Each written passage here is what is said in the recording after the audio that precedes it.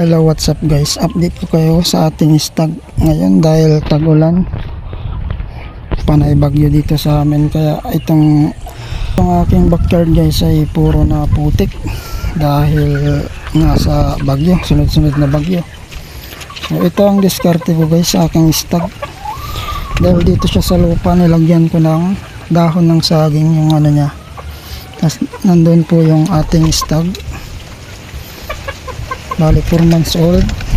Tapos ito naman din yung kapatid niya. Hala, lumalakas na naman yung hangin guys, pero sige, tuloy natin tong vlog. Ito yung ating bulik,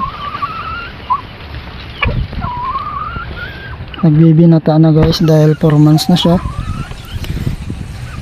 Yan, dito natin titignan para makita nyo ng maayos. Yan po yung ating stag guys.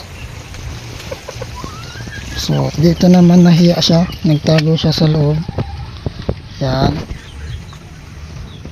yan lang muna ang ating update guys. Abangan nyo to lagi hanggang sa sila ay maging ano na,